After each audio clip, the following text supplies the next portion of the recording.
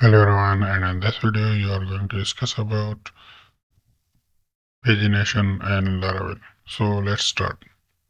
So first of all, if we go to our project, here we can see a list of different posts, and let's scroll through it. So we have a lot of different posts, and if we add more posts, all of the posts will be loaded here. And this is not a good practice, because if we have a lot of post, then all of it will be loaded here, and this will be a big performance issue. So here we will create some pagination. So let's start. So first of all, if you go to the Laravel documentation and pagination, here you can see all of the details about pagination. Okay, and by default Laravel use tailwind pagination, and here you can see when we are getting the results from the database, you can just write here paginate and then give a number to it.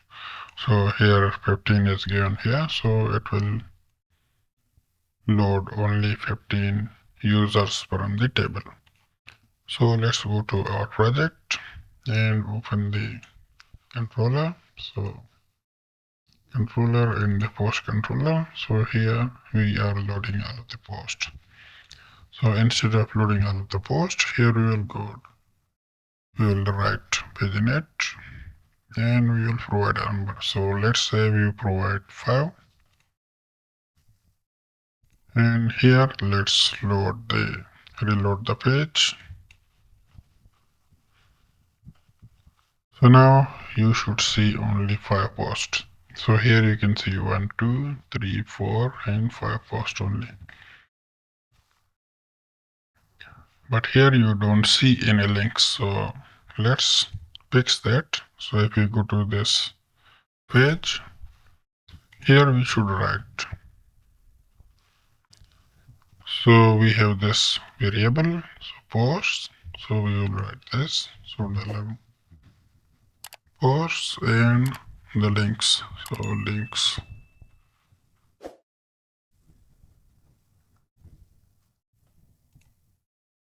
And now let's refresh the page again. So here now you can see all of the 5 posts.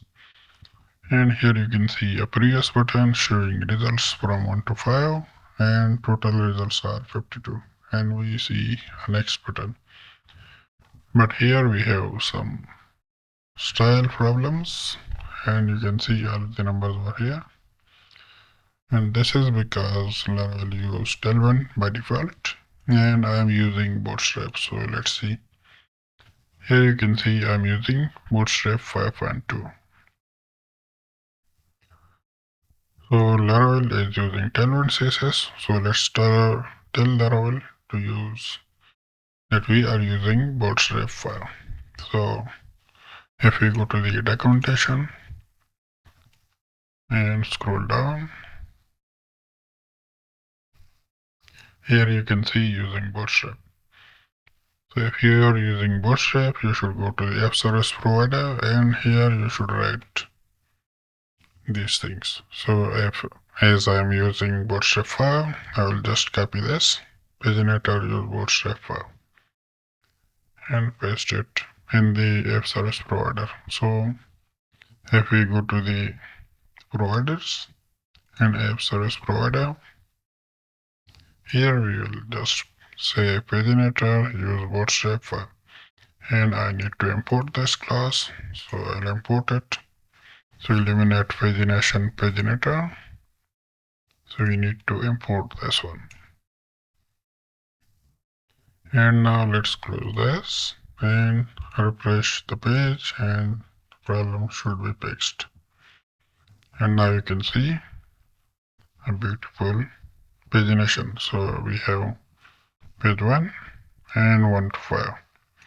Now if I click on page 2, here you should see page 2, and here you can see from showing results from 6 to 10.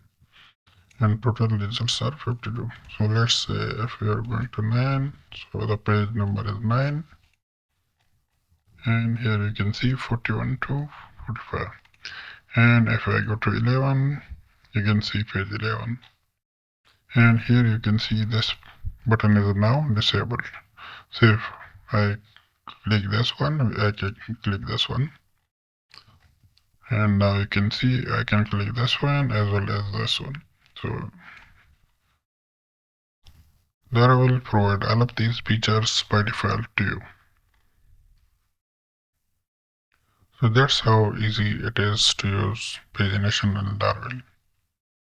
Now, if we have a lot of data, we have to calculate this 52 results. So we'll have a lot of results. So we have to count all of these, which will be an issue for performance and it will take some time. So in order to fix that, we should provide here just the previous and next buttons. So how to do that? So here, if we go to the documentation, here you can see simple paginate. So we should use simple paginate and it will not be calculated. So here, instead of writing paginate, I will just write simple paginate. And now let's go to the project and refresh. So let's remove this. And here you can see previous and next buttons, and it still have those page numbers. So you can see page 2. If I click on this, page 2, and here in the corner you will see page 3 now. So here you can see page 3. So click next and you can see page 3. So it will be a bit better in performance in comparison to the paginate.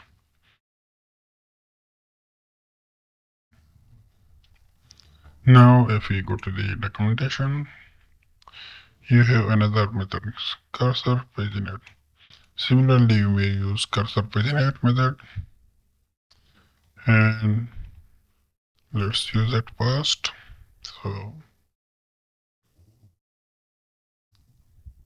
I'll just copy and paste it. Now let's go to the project and refresh. And now if I come here, you can see some text here. So cursor is equal to some text. But last time it was pagination, so we had pages. But here now we have this link. Okay.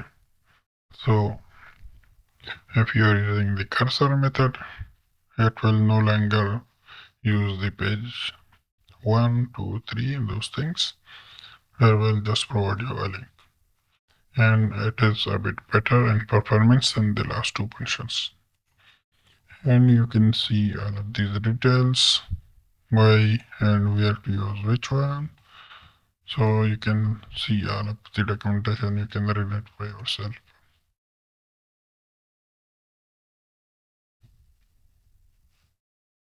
Now, what if I want to change this style? So let's go here, we will just write here paginate and refresh.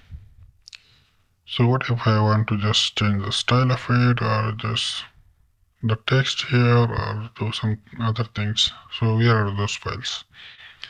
So all of those files are in the vendor. So if you want to change anything, we cannot make changes in the vendor. So we need to first publish those. So we will say PHP artisan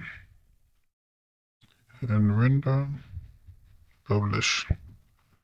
Publish all of the files from vendor.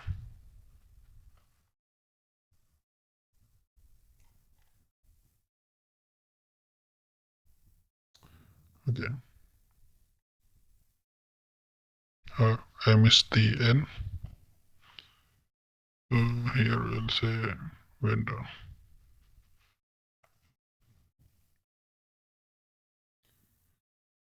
So if here he's asking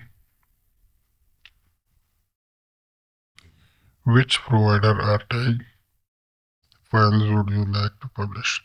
So here we are after pagination, so let's spawn pagination.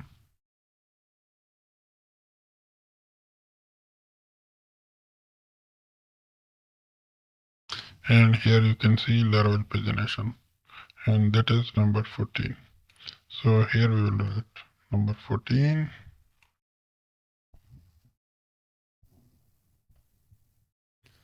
So now this assets has been published from vendor to public. So let's check it. So if we go to resources and views,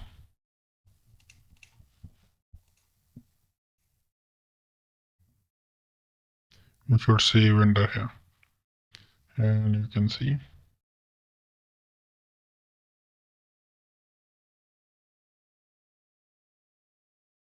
pagination in vendor. So here you can see Bootstrap 4 and 5 and other ones. So we are using Bootstrap 5. So let's open this one. And you can see all of your code is here. So if you want to make any change to it, you can make. If you want to change the style or anything, you can do it all here. So that's all about Bootstrap pagination, and see you in the next video.